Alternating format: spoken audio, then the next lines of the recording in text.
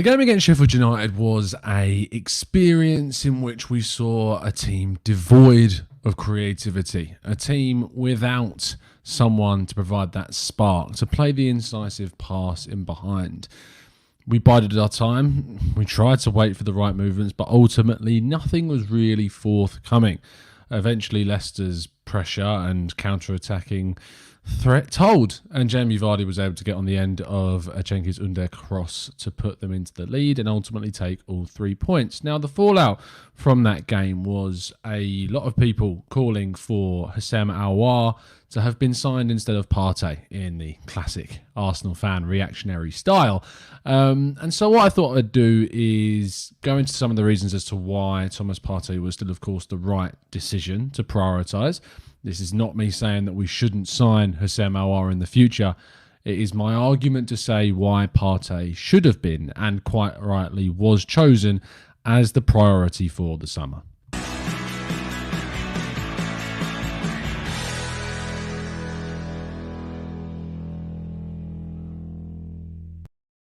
So, let's talk about a couple of things first. Now, Arsenal's system prior to this summer was this 3-4-3 formation, whereby it was a back three of Tierney, David Luiz, and then one of either Holding or Mustafi. Holding came in when Mustafi, of course, got injured. Then we had Bellerin, Danny Ceballos, Granit Xhaka, Maitland-Niles, Mainsley, if you're a friend of the channel, Aubameyang, Lacazette, and Pepe.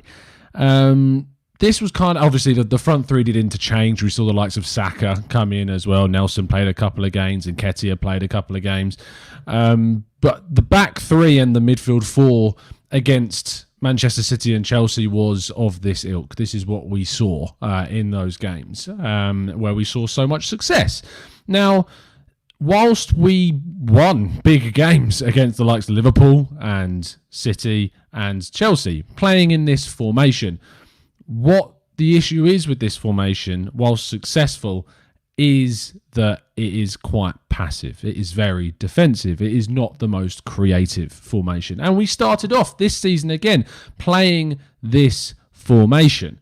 And the problem with it is that even after Partey's come in, and we saw against Man City and against Liverpool, that with this formation is that it can work. It keeps you competitive. The problem, though, is if you don't take the few chances that you create, you're going to lose the game. Now, that is what we saw against Liverpool with Lacazette not taking his big chance. We saw it with Aubameyang against Manchester City. We saw it with Lacazette against Manchester City. We didn't take, or rather Saka against Manchester City. We didn't take the clear-cut chances that we gave ourselves in the games. And we don't make too many opportunities in those games playing with this system. And then if you make the comparison of this system against some of the smaller sides, unless they're a team which, like Fulham, were really poor, you're not going to dominate games in the way that you might want to. And there are opportunities for the likes of West Ham, when they hit on the counter, to hit you with quite a lot of attacking verve. Now, was it wrong of Arteta to go to this formation? No, it wasn't. When he came in December, Arsenal were playing in a back four that was devoid of really any sort of stability and security. And going to a back three enabled us to change. Kieran Tierney really did benefit from going into this back three. Playing on that left-hand side, he was able to kind of drop in, but also push forward when need be with one of either Granit Xhaka or Mainsley dropping into that left-hand centre-back slot so Tierney could push up the pitch and play balls through for Aubameyang. We saw it really well in the semi-final against Manchester City, and we saw it come to great effect in the final against Chelsea as well. Tierney was influential in the passes in behind to get Aubameyang through. Now, this system worked, as I said, in those games, but we now need to change. In the summer, we had decisions to make. In the summer, the board, the recruitment setup, had decisions about what they wanted to do. Now, the first thing is that when it comes down to Arteta, if you go through the right channels and if you look at the right articles and the right people, it is very obvious to see that Arteta wanted Houssem Aouar. He really did want him. And if you follow through and you read through some of the things that have been reported, it turns out that Edu is the man that turned round and superseded that decision and instead chose for Arsenal to prioritise Thomas Partey. Now, I am in agreement with both of our manager and our head of recruitment, or our technical director in Edu. We needed to sign both of Houssem Aouar and Thomas Partey. We needed to sign both of them. But this video is surrounding the reasons why it was important for Edu to make the decision that he did and for Thomas Partey to be the guy to come in. So, first of all, let's look at the Frenchman and see what could have happened if the Frenchman was to come in. Now, if he was to come in, we wanted to play with a midfield three, okay? We've wanted to play with a number 10 of sorts. And so that number 10 position, if filled by Aouar, would look, in my opinion, something like this. David Luiz is arguably our best centre-back alongside Gabriel right now. Well, that's not saying he's our best centre-back. Gabriel is certainly, in my opinion, our best. But alongside Gabriel, David Luiz has been the best option. Mustafi's not really cut it. Holding's been decent, but not amazing. And William Saliba seemingly is not ready for first-team football, no matter what you think. Bellerin, Tierney, in those wide positions have worked. They can work, and can work really well. Pepe, Saka, and Aubameyang. You notice how Lacazette isn't involved here. I would like to see Aubameyang moved into the middle. Now, in behind Houssem Aouar is Granit Xhaka, and then one of, in my opinion, Dani Ceballos or Mohamed Elneny. That's the choices that we have to play in this deep midfield role. Whether or not, if not getting Partey meant Torreira would have stayed, I don't know. But we can only talk about the hypotheticals of the players that we have currently in the squad. So if, hypothetically, ironically, we got Houssem Aouar, it meant that either one of Xhaka, Ceballos or Elneny was playing in behind. Now, this would create a more creative setup. Aouar would be able to find those passes in behind. He would be able to be that creative spark, feeding Aubameyang in the wide areas for sure. However, if you remember back, Arsenal have used this. Arsenal have number 10, Ozil, who's a creative player, is someone that can find passes in behind, create chances. And whilst we did, under Ozil in kind of his better period at the club, create plenty of chances, Arsenal still continued to decline. Arsenal still continued to play in a system with defensive midfielders that were not good enough to cover a weak back four. Now, in my opinion, even with the addition of Gabriel, with not having a good enough right centre-back, Granit Xhaka, Ceballos or Elneny, and whatever combination of the pair that you pick, in my opinion, their quality is not good enough still to be able to cover a back four. Then we actually get on to the comments about Aouar. Now, I went to Jeremy Smith, our good friend, to get a comment from him on Houssem Aouar. So let's read through that now. For me, he is best as a number 8, controlling stuff in the midfield, finding pockets of space and using his quick feet to keep things moving. But in terms of creativity, I don't really see him as a number 10. And while his assist stats aren't bad, I think he's more of a penultimate pass kind of player, something that ironically Mesut Ozil has been touted with many, many times, playing the pass before the final pass being the assist. All this again leads to the fact that while everything around him is ticking along well, he is at his best and most comfortable, but when the others are off their best, I don't think he does enough, at least not yet, to raise his game and raise the game of those around him as a top player should. Instead, he shrieks away a little and becomes diminished. Maybe his particular skill set means that with a better club and better players around him, he'll be able to show more consistency. The fact that he can raise his game for the really big Champions League matches is arguably a double-edged sword. Shows that he has the ability, but makes you wonder why he doesn't do it week in, week out. For me, at the moment, he's not shown enough consistency or personality to really merit that big move. And maybe that's why, despite all the big talk, only Arsenal came in with a half-hearted offer in the summer. Now, let's break down a couple of those things. First of all, the consistency. This is something that I've highlighted when many people have said that we should have gone for Aouar. Aouar's consistency is not up there yet. He's not a consistent performer for Lyon. He'll have some games where he's amazing, like in the Champions League against Manchester City, and then there'll be some games in which he goes completely anonymous. Sound like someone that you already know? But in terms of actually the other side of things, which I think is a bigger detriment to the player, is actually talking about Aouar and how he deals with a team that isn't performing well. And Jeremy goes on there to talk about how when Lyon play badly, he's not the type of player to step up. In fact, he's the type of player who breaks away and becomes slightly diminished. Now, the difference between that and Thomas Partey is stark. When Atletico Madrid are bad, Thomas Partey is usually a standout player, not someone who's dropped down to the level of the team. He is someone that is consistent without measure. In the 2 performances that we've seen from him, he's done exactly what we can expect from Thomas Partey in those games. He's not played a bad game against Rapid Vienna or against Leicester. He's progressed the ball, he's passed it well, he's got stuck in, he's made challenges. Has Thomas Partey been able to be creative for Arsenal? No. And in the game against Leicester, it was very, very unlikely that Thomas Partey was going to have a desired effect on that game. Thomas Partey does add creativity, but only in a deeper sense, only by progressing the ball forwards. And in a game in which Leicester are going to sit 11 men behind the ball or 10 men behind the ball at times, he's not going to be able to have the desired impact on that type of game. That type of game is the game that you do need a more creative player as that number 10. Unfortunately, we didn't play that system, and I think Arteta got it 100% wrong in his tactics, going with a weird midfield 3 of Sabas, Partey and Xhaka. The midfield 3 that a lot of people, including myself, wanted, but not in the same system and in the same positions that we needed them to be. And also Granit Xhaka dropped to, again, very passive and why? Anyway, building on from what Jeremy says there, also that you have to consider is that were we to play with this system with the 4-2-3-1 with Aouar at 10, which Jeremy believes he is not best suited to be playing at, he believes him best to be in a number 8 position, in a midfield flat 3, ironically, with the likes of Kakare and Guimaraes at Lyon.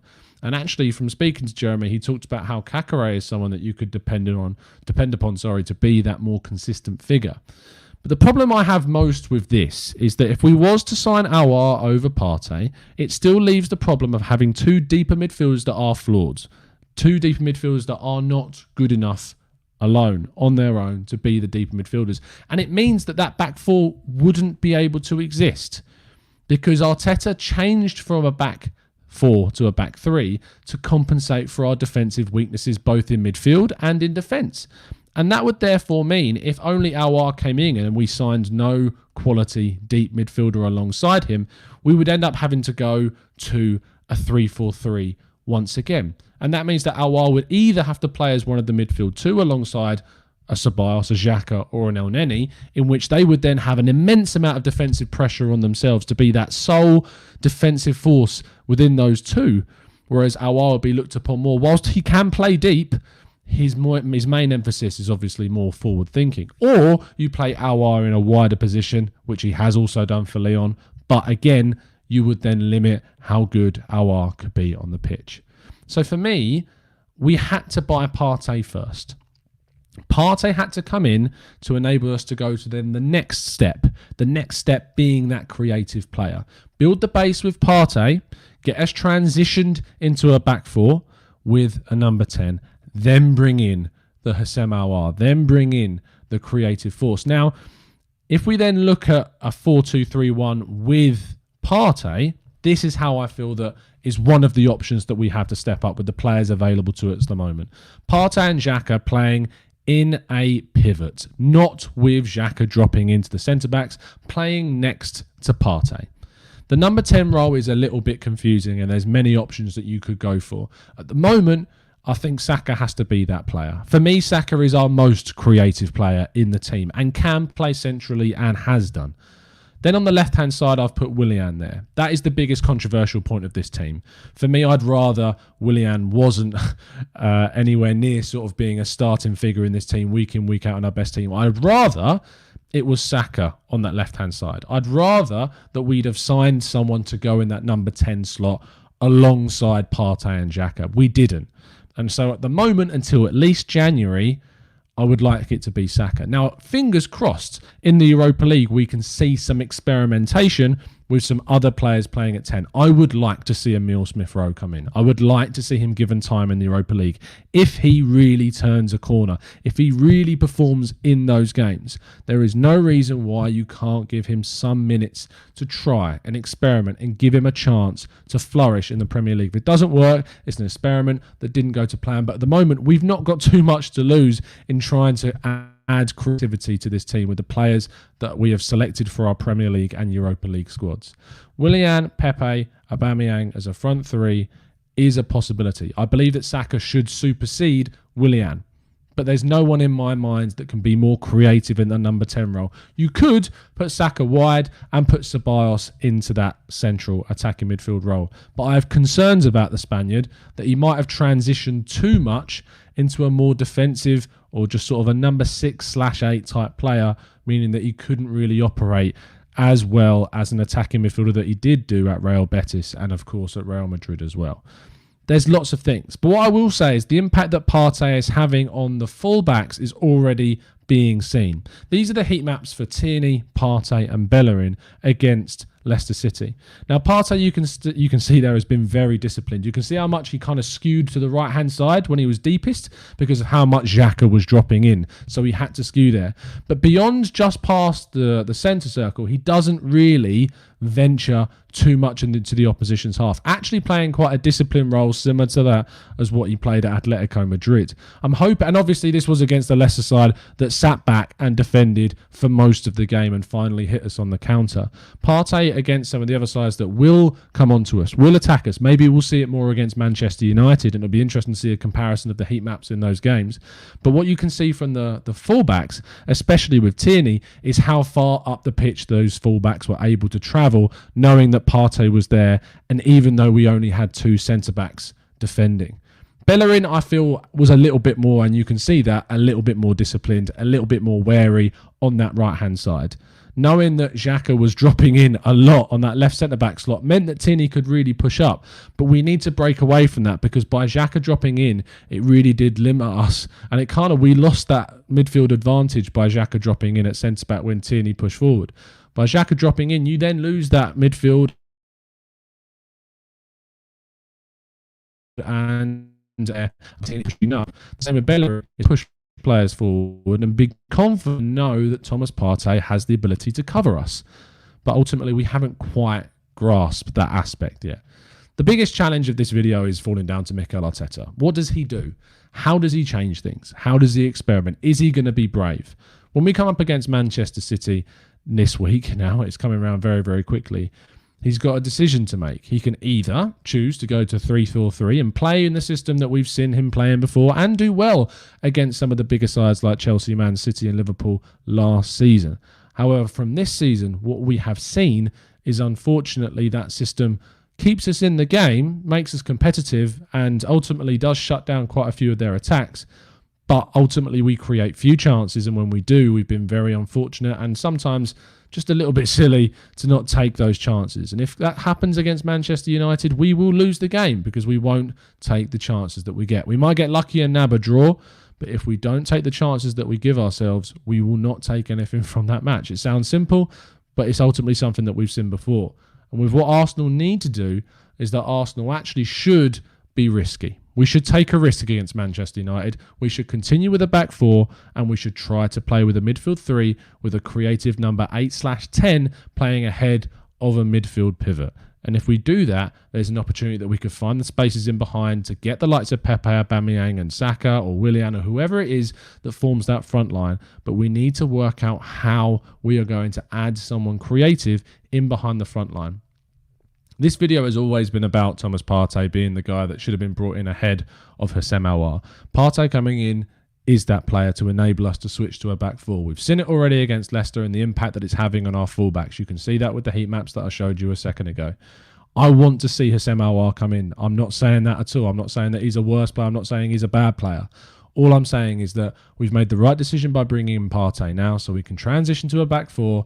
We can test out players in that creative role. But had Aouar come in first and we not had the likes of Partey to be that world-class quality deep midfielder in a midfield pivot, we would have struggled even further and we may not have even been able to get someone of the calibre of Partey in January or beyond.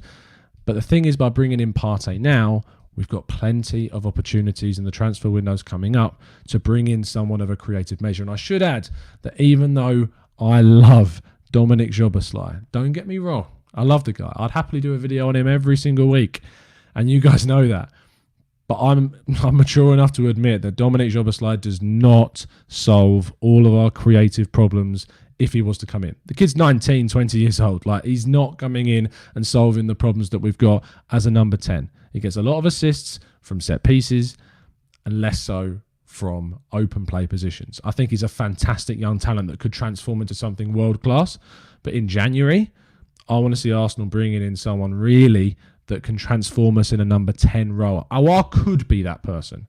I have reservations, and I think they're quite rightly founded based upon what Jeremy has said. And if you missed that earlier on in the video, please scroll back and read through his comments.